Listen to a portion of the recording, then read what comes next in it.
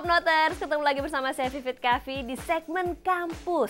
Nah, kali ini kita akan menjawab pertanyaan salah satu Popnoters yang menanyakan kenapa sih memilih kuliah di Amerika. Nah, sebagai info aja, di Amerika itu ada ribuan universitas yang tentunya menawarkan program S1, S2, dan juga S3. Dan sebagian besar dari mereka mempromosikan dirinya sebagai universitas berskala internasional. Berarti mereka dengan open arms menerima mahasiswa internasional termasuk dari Indonesia. Nah, dari pengalaman mahasiswa Indonesia, katanya sih karena kelengkapan fasilitas dan kualitas pengajar yang membuat mereka untuk memilih Amerika sebagai tujuan untuk studi lanjut.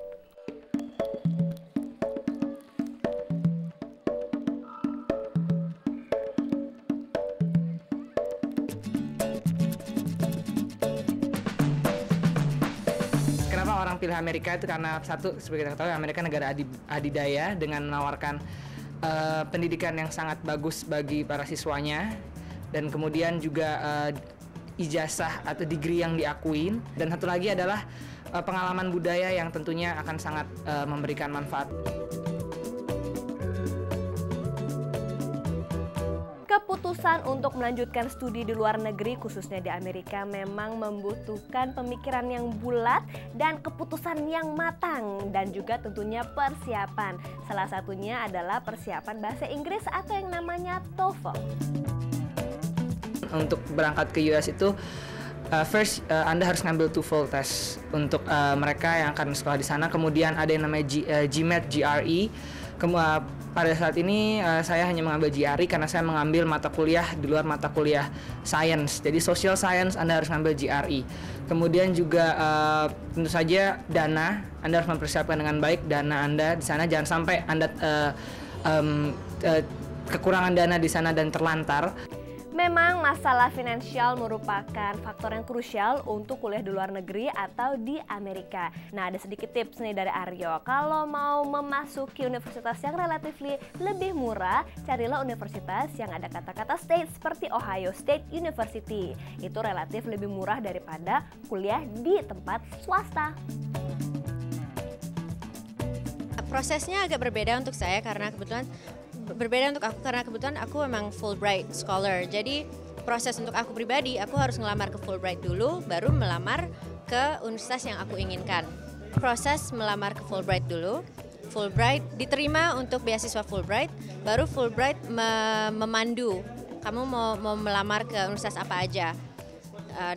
Tapi untuk urusan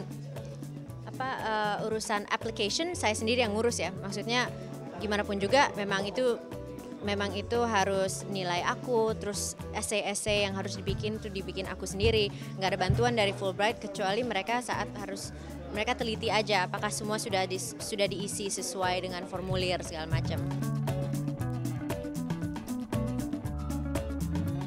Lulus ujian TOEFL dan mampu berbahasa Inggris secara lisan ataupun tulisan, dan juga mempunyai dana yang memadai untuk kuliah di sini merupakan salah satu faktor penting. Tapi selain itu ada lagi yang lebih penting, yaitu masalah mental.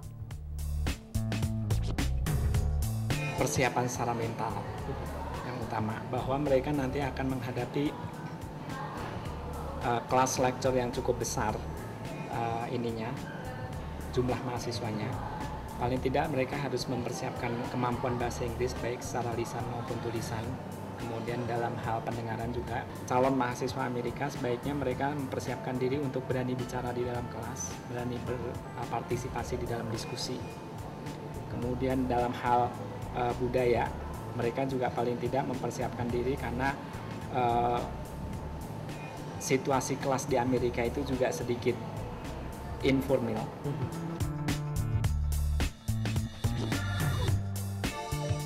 Nah, kira-kira seperti itulah gambaran kuliah di Amerika. Mau kamu ngambil jurusan kedokteran, bisnis, ataupun komunikasi, seperti itulah kira-kira dasarnya.